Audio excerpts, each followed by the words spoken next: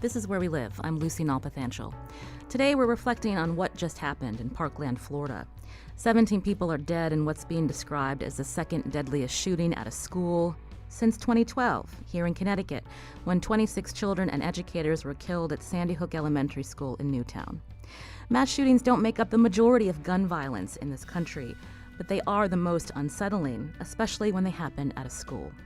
Coming up, we'll speak with Fran Rabinowitz, a former superintendent and now executive director of the Connecticut Association of Public Schools Superintendents.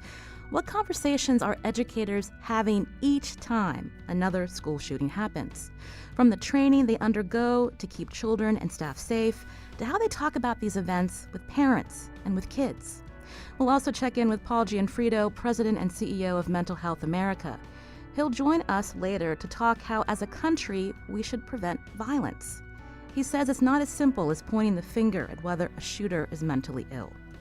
We'll also talk about the policy changes that happen on a state level when mass shootings happen. But this hour is for you to call in and tell us what you believe needs to change in America. You can join the conversation, 860-275-7266. That number, 860-275-7266. Find us on Facebook and Twitter at Where We Live. First, we wanted to hear from a Connecticut woman and mother who has spoken out publicly since losing her daughter, Anna Grace, in 2012 in the Sandy Hook Elementary School shootings. Nelba Marquez Green joins us now on the phone. Nelba, thank you for calling in today. Good morning. It's February 15th, and if you look at social media, many of us are looking at this statistic that's being mentioned many times, and that the Parkland, Florida shooting is the 18th school shooting in 2018. What was your reaction when you heard the news? Like so many people across the world, just shock, anger, outrage.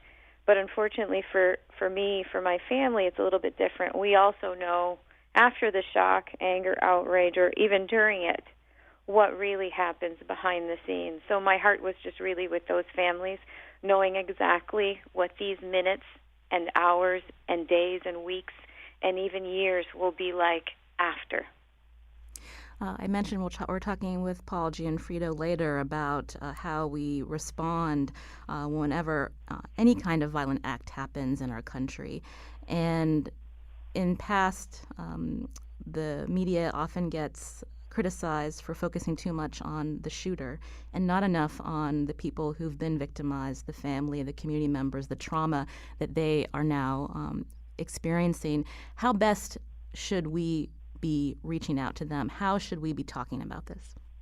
Well, first I'll say that you're right. One of the things we do automatically, and I'm so glad you're having Mental Health America on, is link violence with mental illness. And what that does is create this kind of connection that I think is really stigmatizing and doesn't help folks come forward when they need help. But to answer your question, what can we do for those folks? There isn't. I wish people would understand that there isn't enough money or mental health resources in the world to deal with the long-term impact of trauma that families who have and who do undergo this kind of event, right, and this kind of very public event, and the smaller events that we don't talk about, will need in order to live healthy lives after, or at least productive lives after. Does that make sense? It does. And when we think about, again, you mentioned this, but the mass shootings are what that kind of hit us in the gut. And you know that better than anyone. But as you mentioned, there's violence, there's gun violence, there's suicide, there's domestic violence that happen each and every day. And what are the things and the triggers that we can try to avoid to help people who are struggling? And that's part of what your project, the Anna Grace Project, is doing to help kids in schools. In particular with schools, and I think you bring up a really important point. So Newtown, after the shooting, received millions and millions of dollars in grant funding for support of kids, of teachers, of community members. But our communities like New Haven and Waterbury and New Britain and Hartford and so many more who experience levels of violence, perhaps not 26 in a day, but certainly there are community activists who will tell you, hey, we've lost 26 27, 50 kids since January 1st. And where are those community resources in the classroom? Because those symptoms will then show up when kids maybe can't sit and they can't be still, and maybe they're not learning at the rate of their classmates. And we have to be there to stand up for those kids and to say, hey, they matter too. There won't be enough resources in the world to deal with the aftermath of this. We've got to stop it. When these incidents occur as well, there is a lot of talk about gun laws in our country, and there's two sides who think that the gun laws don't need to be strengthened to make it harder to get certain firearms, and then there's the other side that says more needs to happen within Congress. I know after your daughter was killed, you and other parents at Sandy Hook were also talking about what needs to change in terms of the gun laws in this country. And there's frustration from many people when this happens again. They look and say, why does someone that, no matter their background, able to get a particular type of firearm that can have this kind of effect in a school where 17 people have been killed and many more hospitalized? I'm not a policy specialist by any means. I do think it's ridiculous of us to expect politicians to make wise decisions in the best interest of public safety when they're getting so much money from a lobby that discourages them from doing so. That'll be my only comment on that. I want to bring into the conversation U.S. Senator Richard Blumenthal. He's part of the Connecticut congressional delegation. He and his colleague, U.S. Senator Chris Murphy, have been very outspoken about the gun laws in this country. I wanted to play a clip from what Senator Murphy said yesterday, just after news about the Parkland shootings. This happens nowhere else other than the United States of America. This epidemic of mass slaughter, this scourge of school shooting after school shooting. It only happens here not because of coincidence, not because of bad luck, but as a consequence of our inaction. We are responsible for a level of mass atrocity that happens in this country with zero parallel anywhere else. That was U.S. Senator Chris Murphy, and his colleague, U.S. Senator Richard Blumenthal, now joins us by phone. Senator Blumenthal, welcome to the show. Thank you so much for having me. We were just speaking with Nelba Marquez Green, who we know you know, and I had asked her about, again, whenever this happens, there are these conversations about what needs to change, whether it's gun laws, whether it's resources, and there doesn't appear to be an easy answer, but every time this does happen, you and your colleagues talk about the need to change gun laws to protect people in America. What is the conversation we need to be having today, Senator Blumenthal? The day is beginning here with a lot of talk about the Dreamers and the need for DACA legislation, which has been on debate this week. But this horrific tragedy will change that conversation. A lot of us are going to be talking to colleagues about the need to break this vice-like grip that the gun lobby has on Congress and heed the call from Nelba Marcus Green, whose courage and strength are so inspiring, along with the other Sandy Hook families, and address this issue of gun violence. There's no panacea, no single solution, but Connecticut's experience actually shows that common sense measures against gun violence actually do work. We changed our laws in the wake of Sandy Hook, adopted a ban on assault weapons and high-capacity magazines and stronger and stricter background checks, among other common sense measures that we've proposed before the Congress, and the result was a reduction in gun violence in Connecticut. So I'm going to be talking about my colleagues about our practical experience here in Connecticut. Unfortunately, no state can do it alone because our borders are porous. Guns travel across state lines. We're at the mercy of the country's state with the weakest laws, even though we have some of the strongest. And so there has to be a range of measures across the spectrum of possible action without infringing on the Second Amendment. None of these measures in any way infringe on constitutional protections. They are all acceptable. The Supreme Court has said so. But we need to break that grip that the gun lobby and the NRA has on our Congress. Again, when people look at these mass shootings and look at, I think the reports are that it was a semi-automatic AR-15 that this individual used at Parkland, the Parkland, Florida high school.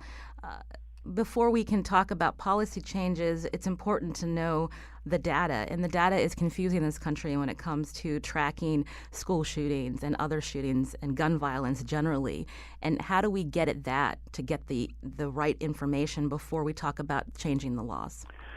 There's more than enough information to persuade any rational person that gun violence prevention should be a priority and that the laws need to be changed. That's why 95% of the American people want background checks for all gun purchases, and that's why the vast majority of Americans want to ban sales of the AR-15s, the kind of weapon used in Parkland, the kind of weapon used in Sandy Hook, the kind of weapon used in Las Vegas and most of these mass shootings, because those weapons were designed to kill people, very simply, not for recreation or hunting. They're weapons of war. We have more than enough data. But, by the way, talking about information and data, the NRA has successfully barred information gathering by federal agencies that would shed light on this issue through amendments to appropriations bills. They're called riders. And the data has been lacking, but there's more than enough information to convince any rational person that action is necessary, and it's necessary now. Not only because of these mass shootings. They are horrific and atrocious enough, but remember, all around Connecticut, on the streets of Hartford, New Haven, Stamford, on the streets of our suburban and rural communities and homes and other areas around the state, people are killed every day as a result of gun violence. 90 people every day in America are dead because of gun violence, countless others injured. So it's not just in the mass shootings, it's the everyday casualties that result. That's U.S. Senator Richard Blumenthal on the phone with us.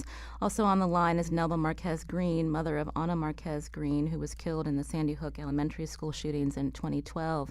Nelba, after your daughter again was killed, you and your family created the Ana Grace Project. It talks about promoting love and providing support for children and families. Later on, we're going to talk about the conversations that educators are having each time this happens in schools with children, with parents. How is your Ana Grace Project continuing to work to make schools and just make community a better place for people who are struggling?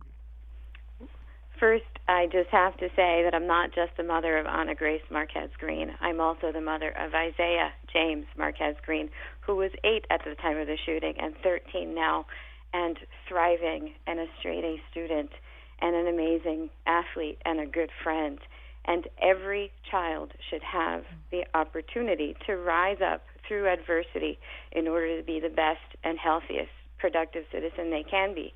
And that's what we do through the Ana Grace Project. We partner with community mental health providers. We partner with school districts. We partner with after-school support folks to be there for kids in the building, for those kids who are already showing symptoms of dysregulation, and for kids beforehand to teach them skills to deal with intense emotion.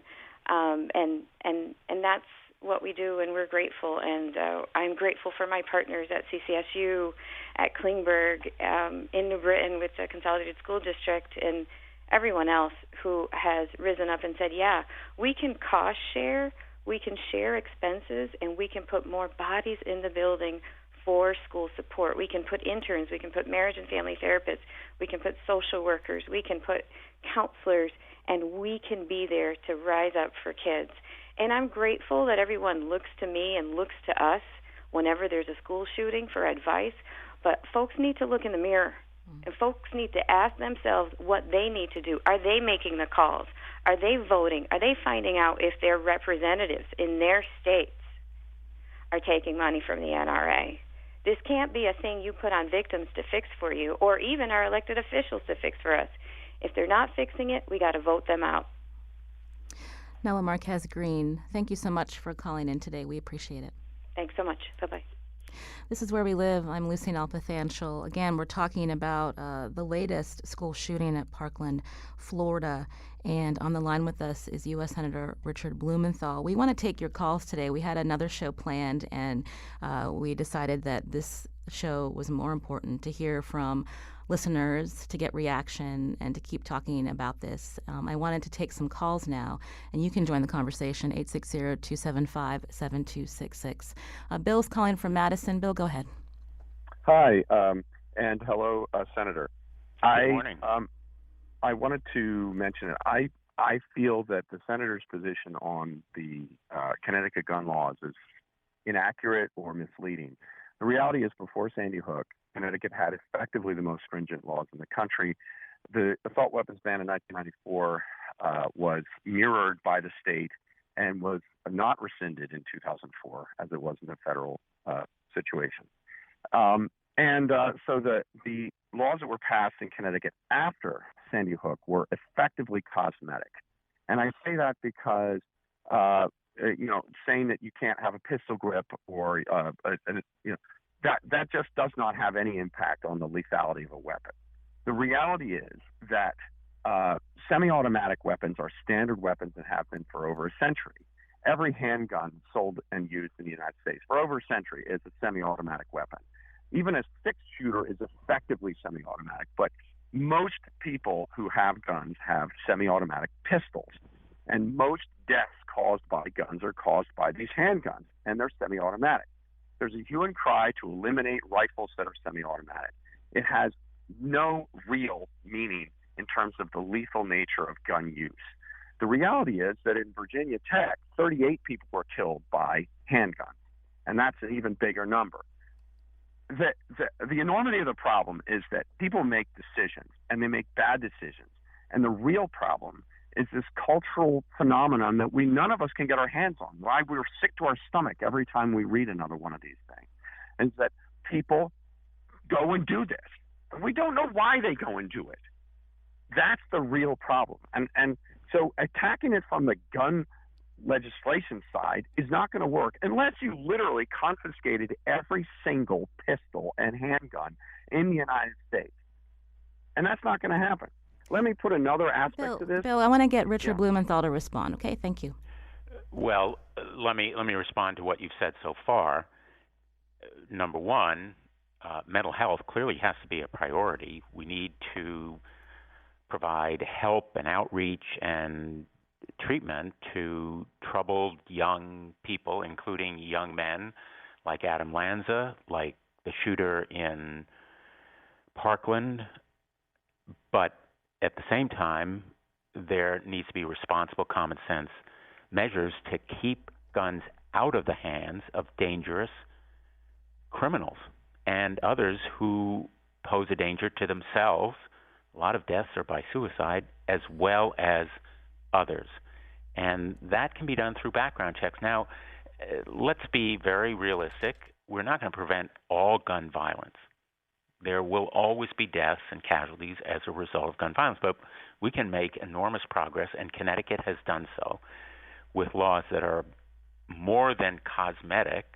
They are real, but there is room for improvement, if that's your point, and they can be strengthened and toughened and made more effective, all of it consistent with the Second Amendment, which guarantees the right, I will defend it as passionately and zealously as anyone, of law-abiding people to have weapons, guns, that are consistent with that law.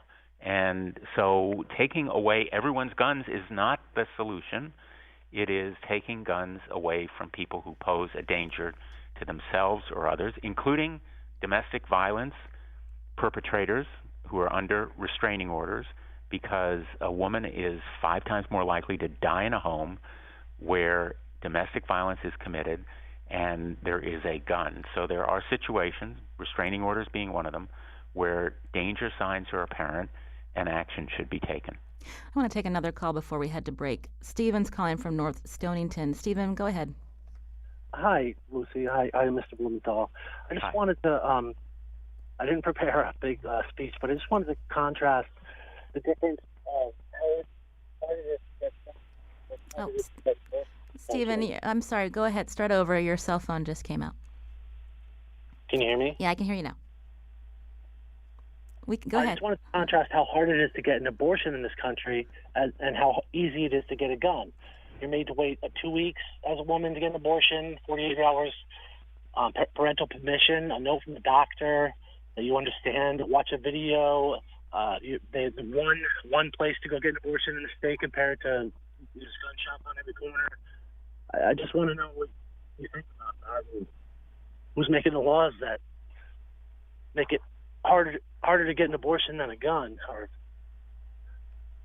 Stephen, thank you for your question. Senator Blumenthal, did you want to respond? Well, I have been a staunch and strong defender of a woman's right to health care and reproductive choices, and those kinds of choices are guaranteed by the Fourth Amendment. At the same time, the Second Amendment is not absolute, neither is the Fourth Amendment. No constitutional right is absolute. In the case of guns, clearly there's different treatment, and certain kinds of guns have to be brought under some kind of protection for purchasers, in the sense that some kinds of purchasers, by virtue of their danger, and there has to be due process to them, are clearly perilous to themselves or others. I think the two rights are very different. They shouldn't be compared. A woman has a right to health care and to decide when she is pregnant and when she gives birth. That's the kind of right that needs to be protected, and I would protect Second Amendment rights, but clearly if someone is dangerous to himself or others, they should be constrained, and there needs to be protection to society from these kinds of mass murders. Just real quick, we are hearing that President Trump will be speaking at 11 a.m. in response to the Parkland, Florida school shootings. What do you want to hear from him, Senator? I want to hear that he's committed to common sense measures to stop gun violence, as I've been discussing, background checks, and a ban on assault weapons and high-capacity magazines, and enforcement of restraining orders that prohibit people from buying guns when they pose a danger to their spouse or partner. And those kinds of common sense measures are action. We want more than just words. Richard Blumenthal is Connecticut's U.S. Senator. Thank you for calling in today. Thank you. This is Where We Live. I'm Lucy Nalpathanchel. Again, we're talking about what just happened in Parkland, Florida. And we want to hear from you, too. The number 860-275-7266. Find us on Facebook and Twitter at Where We Live. Coming up, we're going to talk with educators and mental health advocates, and we're going to take your calls.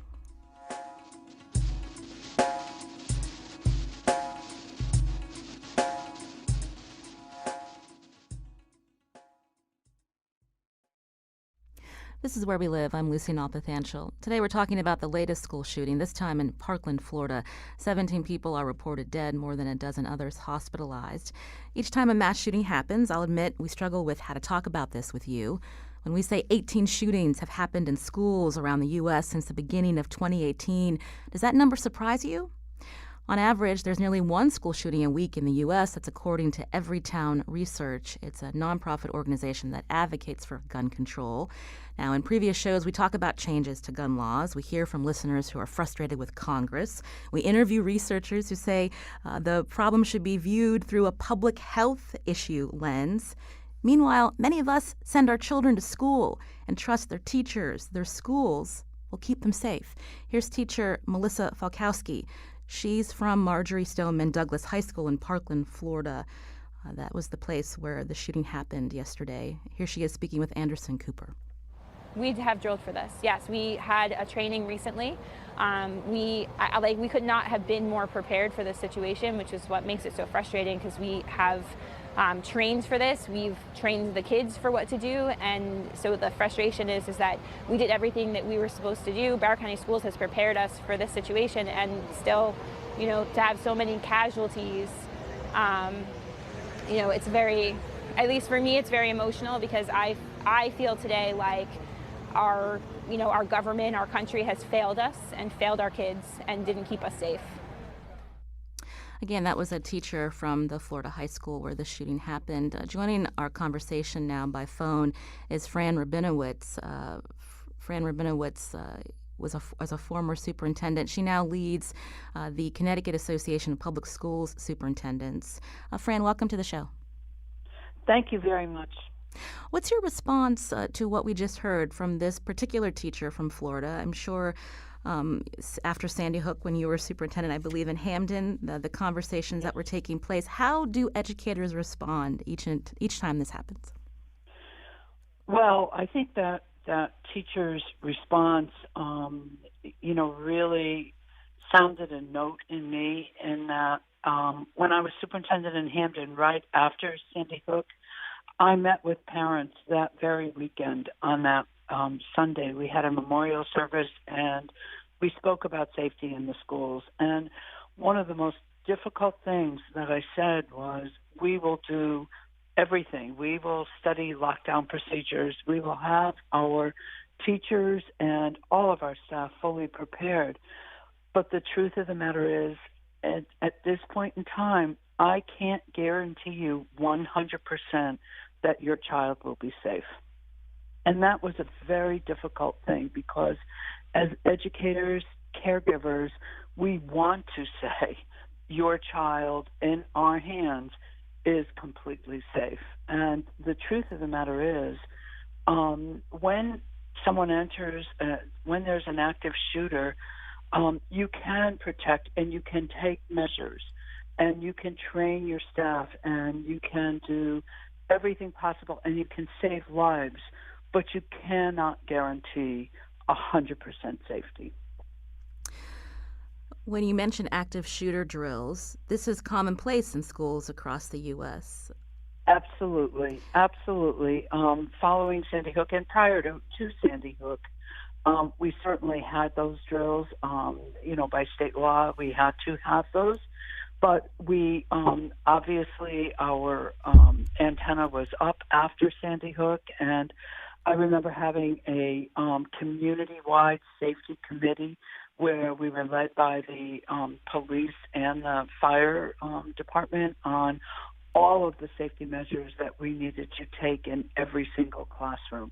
Ensuring that you can lock the classroom, ensuring that teachers are very aware of where to position the children, et cetera. And I do believe we can and should take every measure possible. The preliminary reports coming out of what happened in Parkland, Florida, is that, and we just heard from a teacher who's been trained in that particular school district to deal with something like this, but preliminary reports was that the shooter pulled the fire drill, the fire alarm, and people started streaming out, and that's when the shooting happened. When you hear that, what level of process or practice can be done to eliminate that risk? And to be honest with you, I read that this morning. I don't know, because when a fire alarm is pulled, we empty a building. And I, until I know better ways to do that, I would never not empty a building. And that's what I mean about being 100% guaranteed of safety. I'm perfectly willing to listen to the safety experts, but frankly, you want to empty a building just as Parkland did as quickly as possible to ensure that your children are safe. And you can't always know every single piece of what might happen if you do that. It goes much deeper than that. I was on hold and heard speakers talking. It goes incredibly deeper than that. Certainly, I'm not going to spend a lot of time on it, but I am encouraged by Connecticut laws, but I think they need to go further. I think we as a country need to take a look at where we are on guns, certainly, and start to wake up and do things differently. Other countries aren't experiencing what we are experiencing. And the other piece of this that I feel incredibly strongly about, because after I served in Hamden, I served in Bridgeport, and I watched children killing each other on the street. And frankly, I do believe that the mental health services in our country and right now in our schools are not adequate for the level of mental problems that we're seeing in our youth. I'm glad you mentioned mental health resources, and I wanted to ask you, after Sandy Hook, I believe many schools made a point to make sure that there was a police officer stationed at the school, whether it's a school resource officer. I know that the town of Enfield at one point actually had armed guards. I think that was what happened right after Sandy Hook. I don't think they do that anymore. But again, when it comes down to cost, what is the standard across the schools here in Connecticut to respond if there is a type of situation? Was it case by case, district by district, as resources continue to be cut on how to, again, keep children and their staff safe? Well, I mean, we certainly do believe in, prior to, Sandy Hook, we had security officers at the middle school and the high school. I do believe that we need to continue to have those. They're trained and well-trained in Bridgeport. We had security officers that were very much connected to the police department and were very well-trained. I think that's important. I do worry as school budgets have been slashed this year that we are losing many of our mental health support people. I can tell you that in a Bridgeport, for example, there were never enough social workers or school psychologists to absolutely deal with all of the trauma we were seeing in children. And I do believe that the shooters were probably children that teachers, our wonderful teachers who really know children, probably recognized very early on that there were issues and, wanted treatment, begged for treatment, etc. But I just don't believe that there are enough mental health services in our schools to serve with early intervention all of the children that need to be taken care of. This is Where We Live. On the phone with me, Fran Rabinowitz, Executive Director of the Connecticut Association of Public School Superintendents. We're talking about the plans in place at schools to protect children, to protect staff in these moments where mass shootings at schools continue to happen, including just yesterday in Parkland, Florida. I wanted to bring in a caller, John from Plymouth. John, we just have a couple of minutes. Go ahead with your question or comment. First and foremost, I agree with the mental health issue, but Mr. Blumenthal missed the mark on gun control. I believe it's a matter of educating from an early age our kids about gun safety and weapons. Number two, I believe we need to arm the school staff to prevent stuff like this. Thank you. That was John from Plymouth. Fran, do you want to respond? Because we just talked about how there are different sides to this conversation, and John from Plymouth was saying that maybe the solution is arming teachers and staff. We've had that conversation before in Connecticut. What's your take? I don't believe in arming our teachers and our staff. I just don't follow that line of reasoning. I believe that we need to address this as a society on a much deeper level, which is certainly the mental health level. And I believe we need to look at more stringent gun control laws. Obviously, guns are available out there to our youth, and they can get them very easily. I don't know all of the procedures and how they do get them, but I know that they do. I would also say, and you mentioned it, I would say that every school, regardless of whether you don't think you'll ever be touched, every school should have a very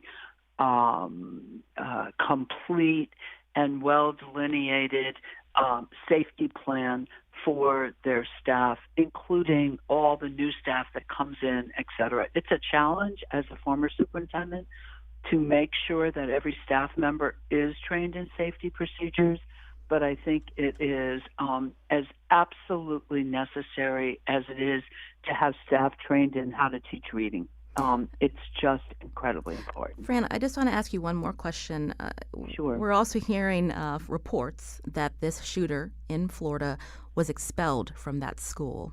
So we're wondering, what is the responsibility of school and community when a student is expelled to put that student in touch with mental health services? Because is that a gap that needs to be filled? Well, first of all, it's hard for me as a former superintendent to comment on that because, frankly, I don't know what the circumstances were around expulsion. I personally believe expulsion is a consequence, not an intervention. We certainly have to take that measure more often than I would like to see for the safety of all students. However, I do believe that we have to remember that is only a consequence. An intervention must take place. And, as a school system, as I'm sure the high school was advocating for additional counseling, therapy, whatever that student needed, should have been going on for him. But when a student is 18 years old, it's very hard to, you can't legislate it. And, you have to work with the parents and you have to be partners and hope that the parents see the issues as well and will move in and get help for their child.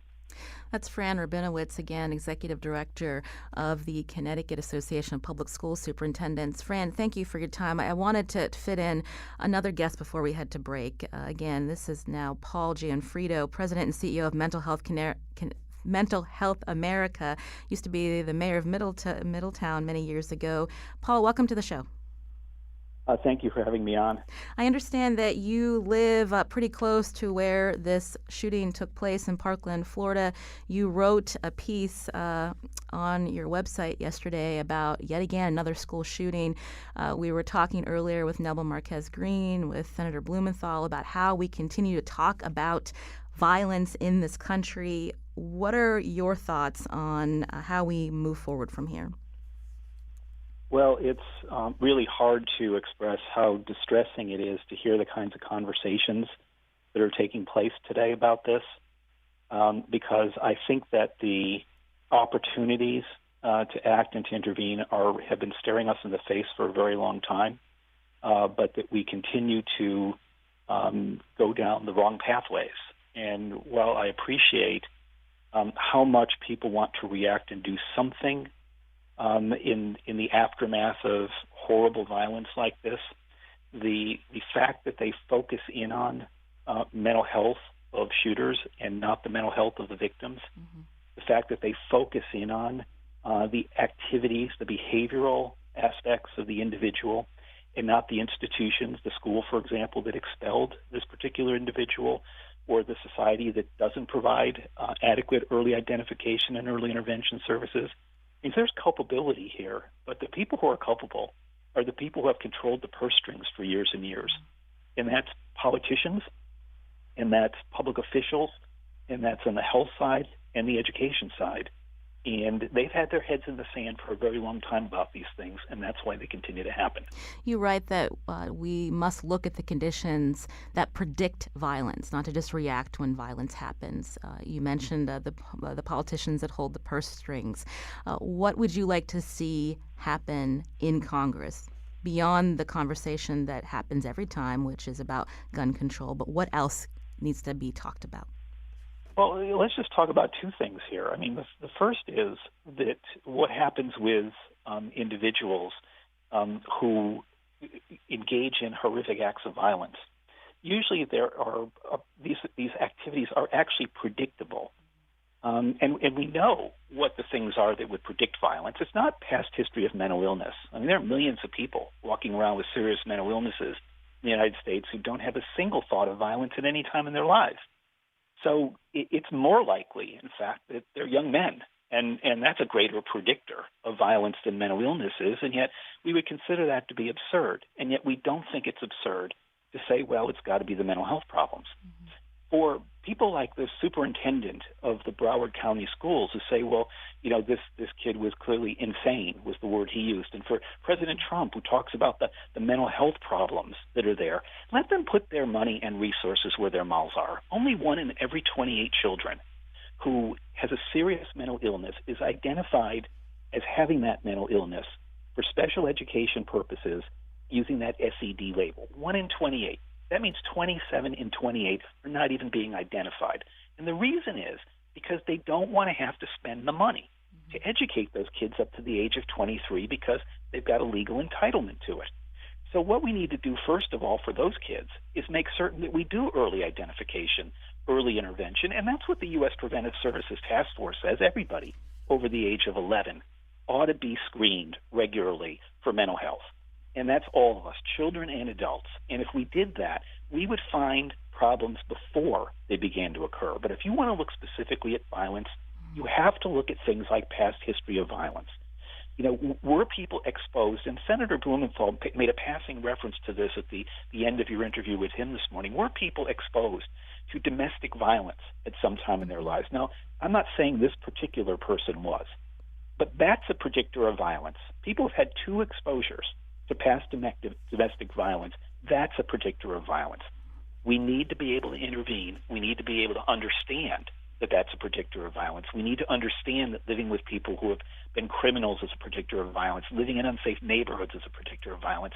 And we need to do something societally about those things, or we're going to continue to have school shootings and nightclub shootings and airport shootings as we've had in Florida over the course of the last year. Paul Gianfrido, again, is president and CEO of Mental Health America. We're going to tweet out a link to the post you put on yesterday after the Parkland, Florida news broke. We thank you for calling in today, Paul. No problem. This is Where We Live. I'm Lucy Nalpathanchil. We're going to continue to take your phone calls after the break. We're also going to hear about what has happened in Florida since the Pulse nightclub shootings, and we'll hear from a reporter based in Florida. That's right after the break, and our phone number here, 860-275-7266.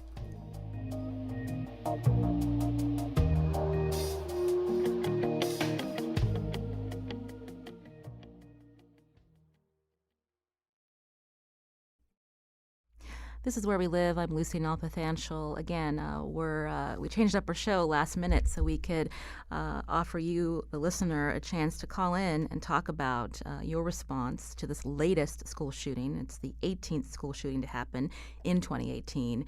It's only February 15th. And I wanted to take a quick call before we head to our next guest. John's calling from Bridgeport. John, go ahead with your question or comment. Hi. Hard to focus my thoughts on this issue. I'm a social worker, a former teacher, lifetime hunter. Started hunting when I was 5 years old. I believe obviously that some of the answers lie in mental health and sensible gun laws. I I think it's absurd that there's whatever this gun is, AK-15 or whatever it is, that's available to people. I think it's a pathetic comment on our culture that we have to prepare our kids to run and hide in schools, that they're so unsafe. I have very little hope or faith in our leaders to do anything, especially in this current administration. I'm feeling pretty angry and pretty hopeless, and I'm tired of hearing about these atrocious incidents. Thank you. Thank you, John, for your call. Brendan Byrne joins us now. He's actually a reporter for WMFE, public radio in Orlando. Brendan, welcome to the show. Hey, thanks for having me. I understand that you have a personal connection to what happened in Parkland, Florida. Tell us about that. Yeah, that was the high school I went to. I graduated in 2005. I grew up in that town, and my mother-in-law was a teacher there. She managed to get out yesterday. But it's when the news story becomes personal, and you kind of have that moment where it really affects you. You mentioned that your mother-in-law taught there at that school. Mm-hmm. Yeah. She was a teacher. She was my teacher. She was still a teacher, and she was there yesterday morning.